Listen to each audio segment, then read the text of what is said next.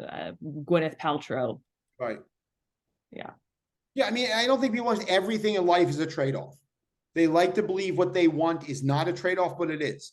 If you want to get really, really high weightlifting numbers and build a really, really incredible physique, there's going to be a trade-off in terms of not just time invested, but the injuries you're going to have to deal with. It's just, now you don't go outwardly overly injure yourself on purpose, but there's no way you redline an engine without every now and then blowing it out. All right. There's no way that, you're not going to pay lifelong consequences to lifting very heavy weights. I do that now. I lifted heavy weights through my mid 30s. And now I have all types of problems in my body long-term from that. Would I give that up? No, because that's who I was at the time in my life. And I couldn't change that, but there's just a reality to it. So fine, accept that. But the average person doesn't need that. And that's where they get kind of lost, because then they walk into that world and they don't realize. It's just, how do I put this?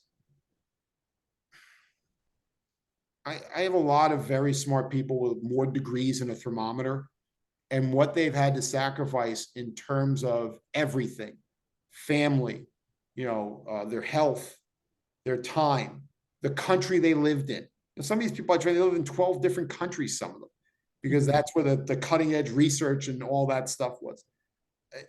They understand that everything else is a trade-off in life, but they don't seem to get that with diet and exercise. And I think, I say maybe closing out, is that something has got to give. There has to be restriction in some way.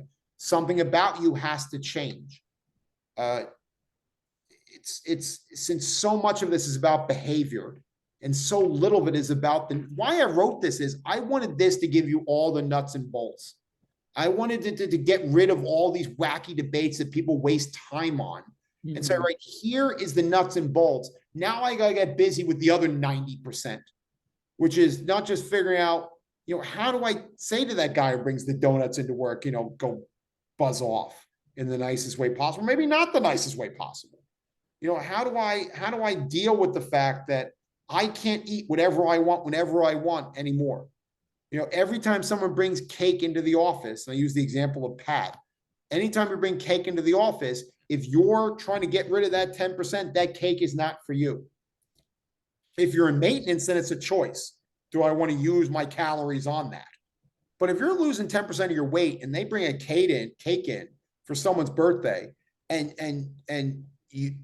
you're made to feel bad for saying, no, I don't want any of that, well, then you know what? That's the 90% you have to work on dealing with, is